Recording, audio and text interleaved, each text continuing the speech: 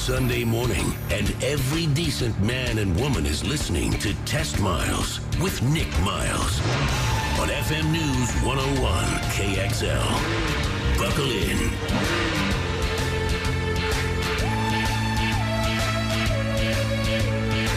It's Sunday morning, time to talk cars for the next 60 minutes on your Automotive Weekly Experience. I'm Nick Miles, and you're listening to Test Miles, America's automotive radio show, keeping you connected.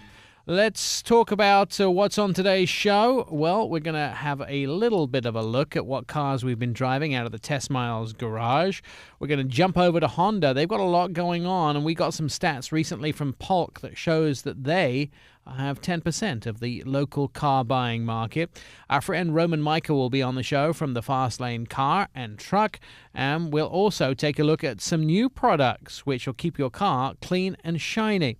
So, what have I been driving this week? The Mercedes-Benz GLC. I drove this car during the Chicago Auto Show. It was cold. How cold? 0 degrees cold. And by the way, if you've never been in temperatures that cold, it sucks the life out of you as you're standing in the snow. But it handled everything very well. Agility, suspension, control, it was top-notch. Even though my bottle of water froze solid inside of the car while it was sitting in the parking lot. Yep, that's the sort of temperatures we're dealing with inside the car, solid frozen. It has a power liftgate, panoramic sunroof, which we saw lots of even though the temperature was 0 degrees.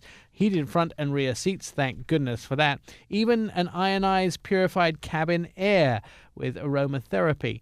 And thank God for that portion too, because when you have lots of sweaty people in lots of big, thick clothes, it doesn't always smell as good as it could do inside the car. The engine, 2 liters, 4 cylinders, 241 horsepower, 9-speed automatic, and has the Mercedes-Benz 4MATIC all-wheel drive. A couple of things I noticed when I was coming out of a parking lot in this vehicle is that it does jump when you turn it with the all-wheel drive, and I'm thinking that there's something wrong there. But unfortunately, it was so cold outside that it seems like the grease in the bearings was almost freezing because it really had a hard time turning corners. The big downside to this car, it didn't have automatic start. There's nothing like having a vehicle that has the automatic push key start so you can sit in your hotel room knowing that your car water bottle is thawing out while you're getting the car nice and warm on the inside. I think you need to run that car for a couple hours to thaw those water bottles. Absolutely. What does it compete against? Well, competition, Audi Q5, BMW X3, Volvo XC60, the Land Rover, Range Rover Discovery Sport. It comes in 2 different trim levels, the GLC 300 and the GLC 300 4MATIC, which is Mercedes' special German way of saying all-wheel drive. It has smartphone connection, intelligent drive.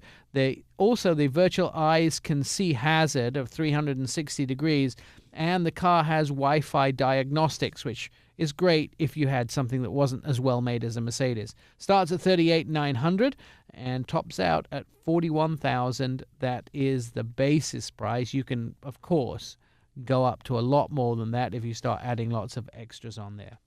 Now, high-end Rolls-Royces and Bentleys have always been what people buy when budget is no option. But these cars are changing with the times. No longer are they going to be just sedans and coupes, but now these companies are getting ready to launch SUVs. That's right, an SUV Rolls-Royce. Not officially shown. There's lots of renderings if you go to Google and have a look at SUV Rolls-Royce, but it supposedly is coming in 2017. It's going to rival the same cars from Bentley, from Lamborghini, from Maserati, from Aston Martin, and hopefully many more. So what does this car look like, and is it a good idea?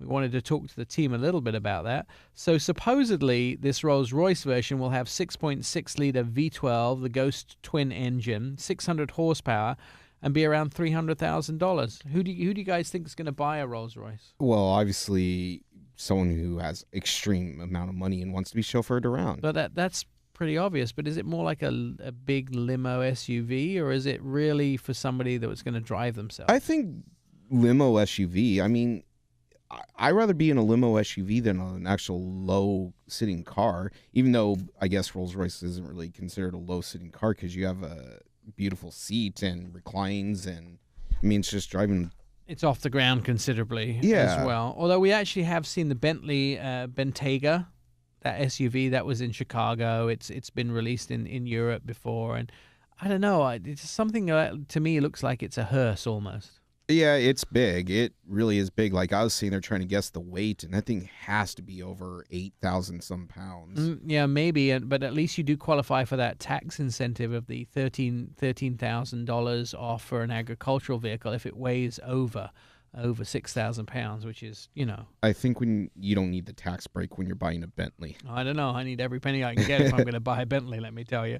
The Bentley version is supposed to be about $85,000 less than the than the Rolls-Royce version, but it's going to have a top speed of 187 miles an hour. Well, same thing like with the Lamborghini. I mean, hopefully it does really well. I mean, look at like the X6 that you love so much. Yeah, the BMW X6 M. And same thing with Porsche. You look at people who own these cars, and a lot of them, they're not daily drivers. So you want something that you can have as a daily driver. So why not an SUV? People love SUVs now, and they love them as their daily drivers. Do you think people are going to buy a Lamborghini, a version of an SUV, the Urus? I want to call it Uranus, like the planet, but Urus.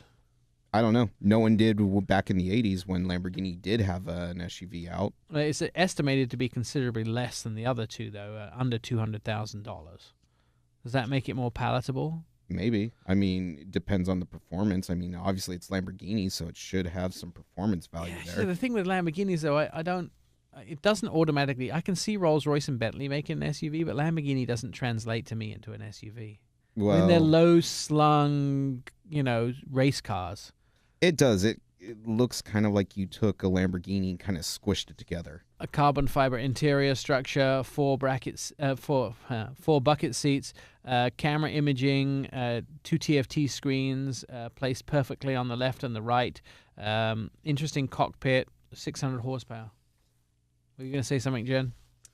Yeah, it comes with 24-inch rims. That's not very standard on your normal SUVs. Yeah, 20-inch rims to me is just about as big as you can get without it starting to look nasty. I was going to use other profanity there, but nasty. Yes. I don't know. Well, Aston Martin, they've tried a 4-door 4-seater that didn't sell extremely well for them, but they're also going to have an SUV. That's another one. It's just. It's kind of hard, and I don't know if people would buy it, but maybe. I mean, these guys aren't developing cars because no one will buy them. They have to realize that someone's going to buy them. Well, like I said, I mean, they could just be looking at what Porsche's doing and then basically trying to ride off that success. Is it a mom's car? Is that the problem? Could be. I mean, Jen's the mom in this studio, so would you buy a Lamborghini SUV? Not with 24-inch rims. What, were you going to say? Not my style. Were you going to say something, Ryan? Yeah, I was going to say. Turn the mic. I was going to say I don't really trust my kids being in a lightweight aluminum body, but I mean. Well, wait. So if it's military-grade aluminum, it's stronger than steel. So that's a misconception. Going 200 miles an hour, I don't think. Well, it really matters. nobody should be going 200 miles an hour, especially with kids in the car. That's what I say. Maserati doing the same thing with their new SUV, supposedly going to be coming soon. They had some leaky pictures on it on the internet. It'll be shorter than the Ghibli. It should be priced under $100,000.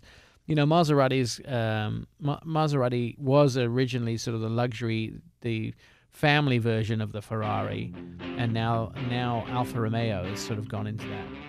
I mean, I think we'll see Alfa Romeo SUVs as well, based on Jeeps. Yeah. That's what's coming in the future. Anyway, would you buy one? You can always get in touch with us at Test Miles on FM News 101 KXL. We have Twitter, we have Facebook, and we have a website.